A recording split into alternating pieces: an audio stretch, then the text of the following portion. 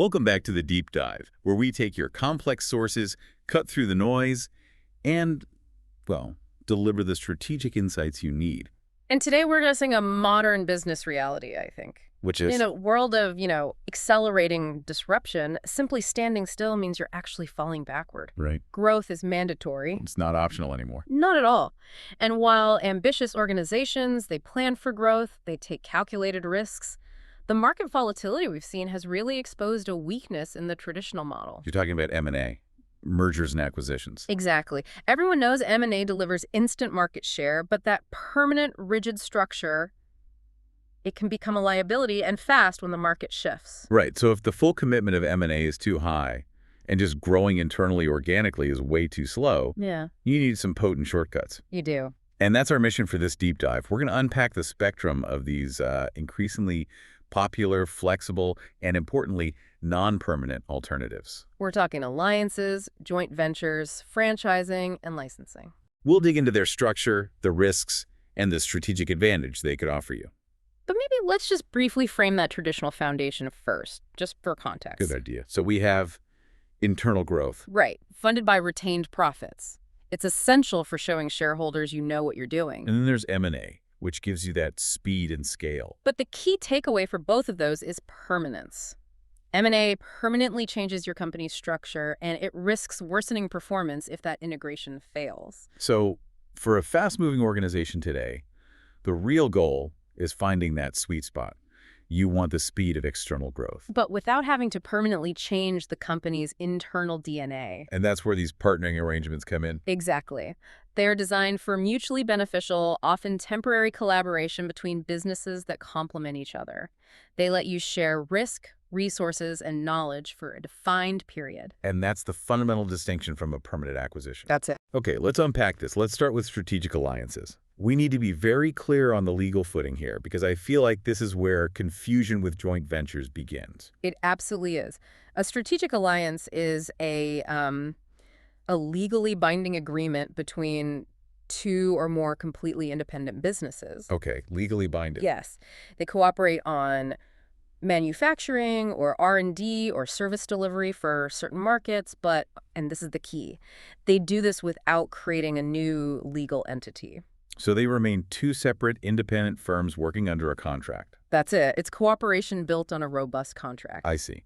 And the source material highlights that the product life cycle often dictates the type of alliance. Can you tell us more about that? Sure. If you have a product with a long life cycle, maybe it's protected by a solid patent, the alliance is really about maintaining operational stability. Exploiting that advantage over, say, a decade. Right. But if you're in a field with a short life cycle, think fast-moving consumer tech, the alliance is critical for survival. So it becomes about speed.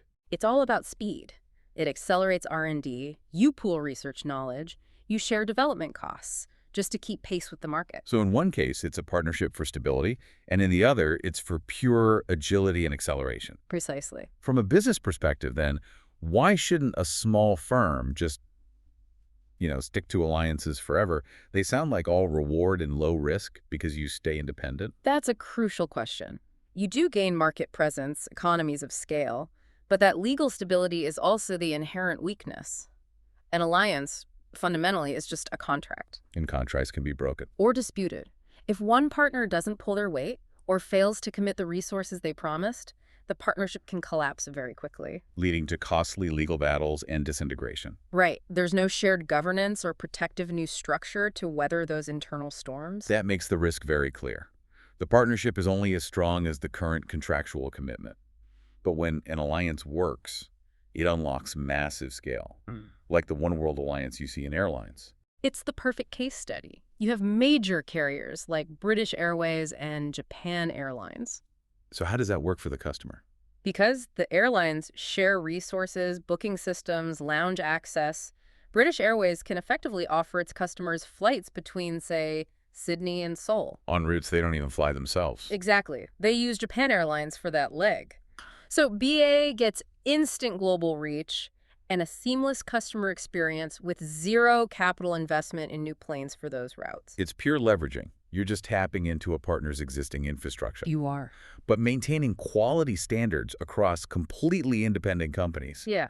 That has to be a massive governance challenge in itself, even without creating a new entity. Absolutely. The partners have to stay aligned on brand standards, on service quality across vastly different corporate cultures. And that brings us directly to the structural leap required for the next strategy. The joint venture, or JV. Right. How do we clearly distinguish a JV from the alliance we just discussed? The fundamental distinction is both structural and legal. An alliance is contractual cooperation. A joint venture is when two or more partners set up another legal entity. A separate new company. A new company in which each partner owns a defined share. And this JV can last for a fixed project or, indefinitely. So we're not just cooperating anymore, we're formally having a baby company together. That's a good way to put it.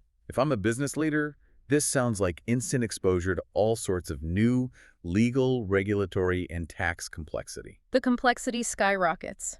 You're creating a shared board, which introduces the risk of board deadlocks if 50-50 partners can't agree. I can see that. And operational issues. Huge. Whose staff will manage the new entity? You have to establish entirely new reporting and accounting standards, separate from the parent companies. The cost and effort are significantly higher. That context really helps explain why the JVs in our sources are so clearly purpose-driven. Let's run through the 4 types, starting with the one focused on a time limit, the project-based JV. This is the most common one. It's set up for a predetermined, limited project. And it just closes down once the mission is accomplished. Correct. The strategic advantage here is leveraging complementary resources and knowledge very rapidly for a specific outcome. A bit like the JV between AstraZeneca and Oxford University in 2020. The perfect example. It existed solely to develop and produce the COVID-19 vaccine. Mission critical, time-bound, and incredibly high stakes. Okay, next up is the functional-based joint venture. Here, the partners know that working together just yields better performance than operating alone. They're creating synergies, saving costs, optimizing their path to market. We saw that with H&M, the retailer, teaming up with the waste management company Remondis.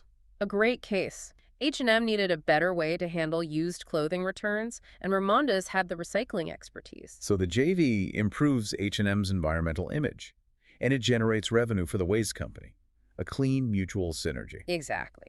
Then we shift to the vertical joint venture. This is critical. It's collaboration between buyers and suppliers in the same supply chain. And the strategic goal is just total supply chain optimization. Yes.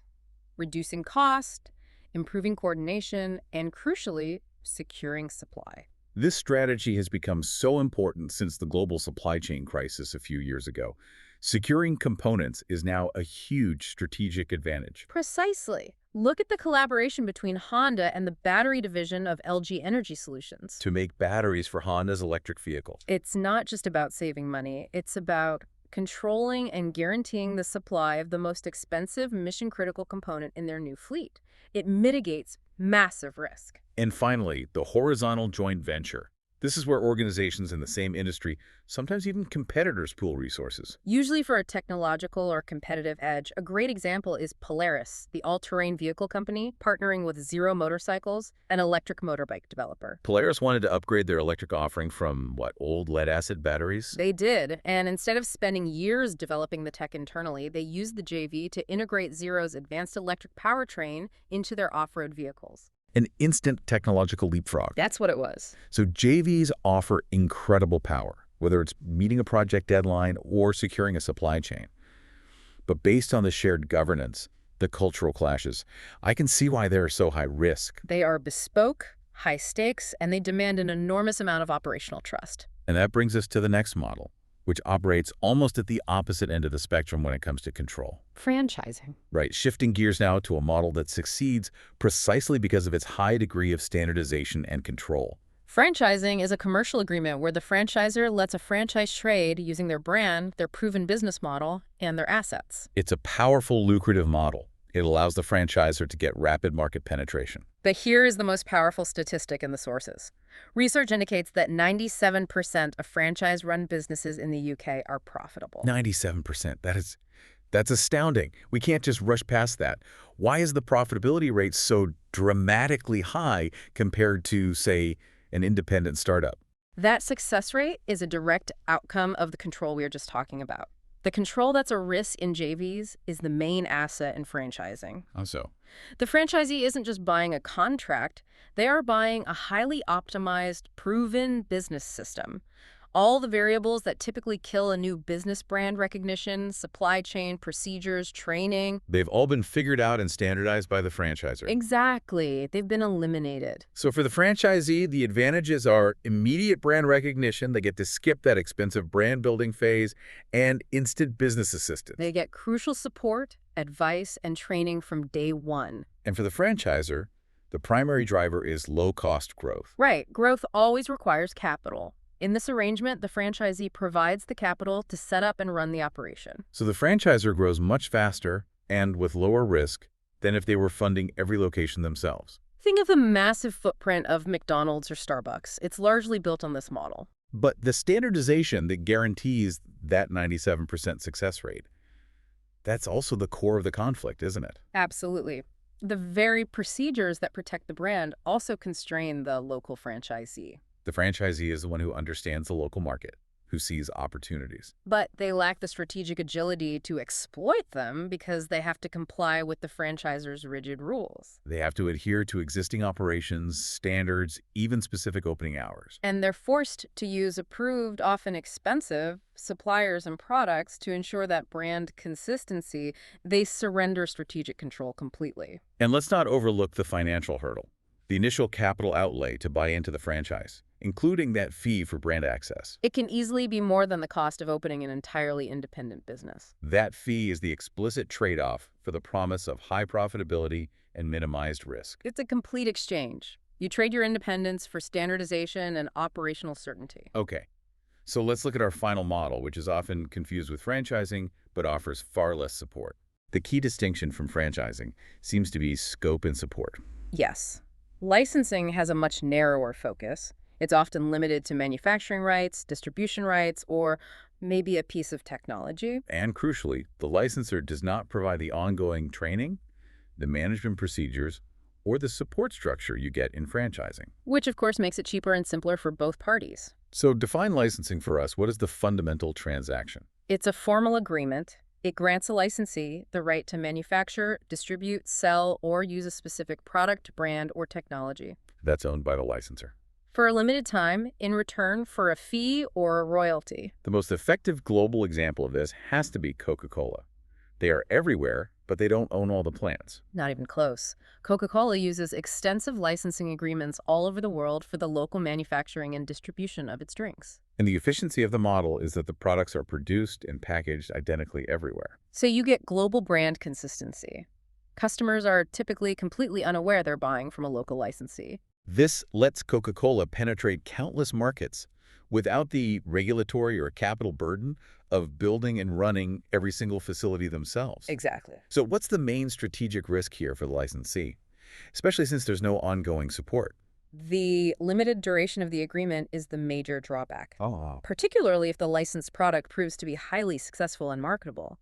The licensee takes on all the local manufacturing risk, they build staff, facilities, everything around that product. Knowing that if the agreement isn't renewed when the term expires, they lose access to their most valuable asset. The licensor can simply choose a different partner or take the operation internal. That puts the licensee in a constant state of strategic dependence. It does. They are completely dependent on the licensor's decision to renew, regardless of their own performance.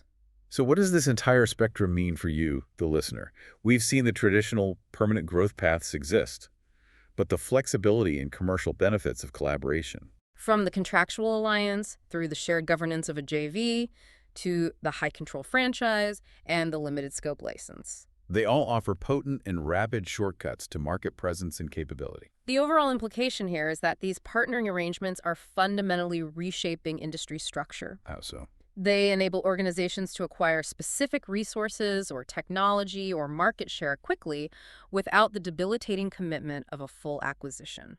Relatively small businesses can partner up and effectively take on larger, monolithic competitors. That choice between commitment and flexibility really is the entire game. It is. You can combine resources and knowledge while retaining your strategic independence long-term. Which brings us to our final provocative thought for you to take away. We analyze the high complexity, the high risk, the intense trust issues that are inherent in those bespoke joint ventures. It's a high-wire act of shared governance. Yet, we also observe that documented 97% profitability rates found in the standardized, high-control franchise businesses. So for a business looking for rapid, sustainable, competitive advantage today, does the smart strategy lie in customizing a high-risk, bespoke model like the JV? Or is the standardized, system-driven franchise model the superior method for achieving consistent, low-variance success? It forces you to ask, is strategic control worth sacrificing for rapid growth? Something for you to explore as you plan your next move.